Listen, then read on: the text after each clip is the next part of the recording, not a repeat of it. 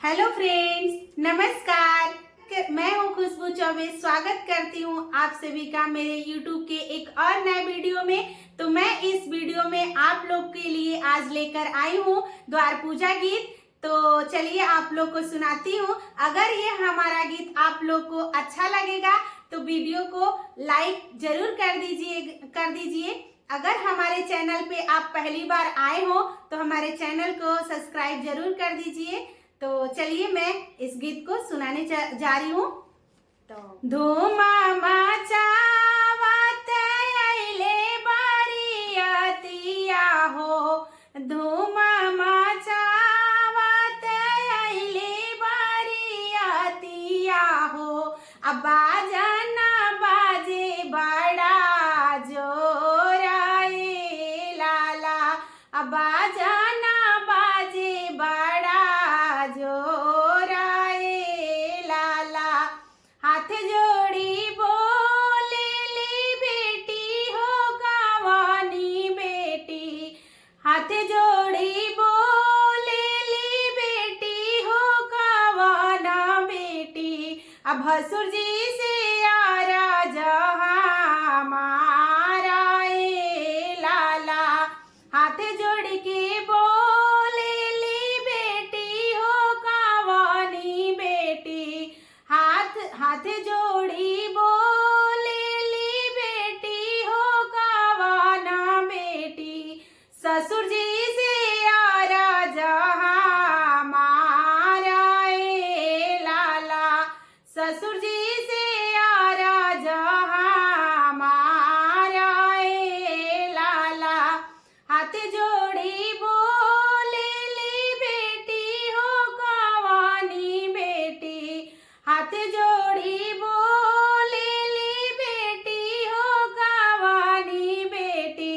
अब भसुर जी से आरा जहाँ मारा ए लाला, अब भसुर जी से आरा जहाँ मारा ए लाला। धीरे धीरे बाजन बाजावाई मोरे ससुर जी, धीरे धीरे बाजन बाजावाई मोरे ससुर जी। दिलवा में धड़कना हो सुए लाला, दिलवा में धड़कना हो सुए लाला। धीरे धीरे बाजन बाजावाई मोरे भसुर जी हो, धीरे धीरे बाजन बाजावाई मोरे भसुर जी हो। आ दिलवा में धड़कना हो सुए लाला, आ दिलवा में धड़कना हो सुए लाला।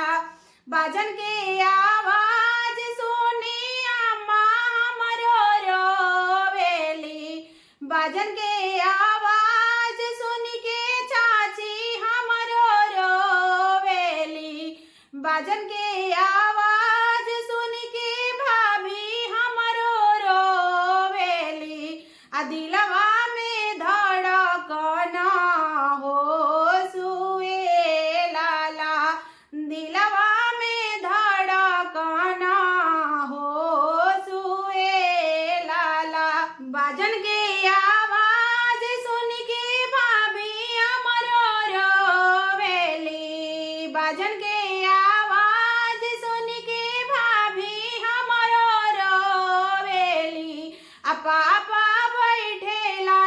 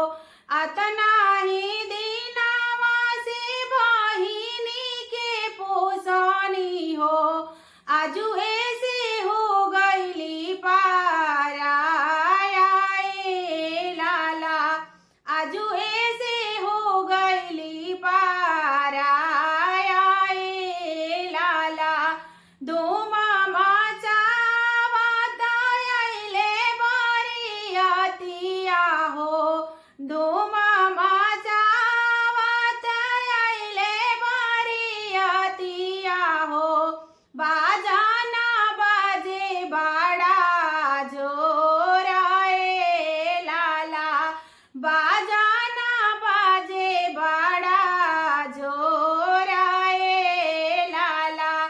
अगर हमारा वीडियो आप लोग को पसंद आए तो वीडियो को लाइक जरूर कर दीजिए। अगर यह हमारा प्रयास आप लोग को कैसा लगा कमेंट करके हमारे कमेंट सेक्शन में आप लोग जरूर बताइए। तो thanks for watching my video.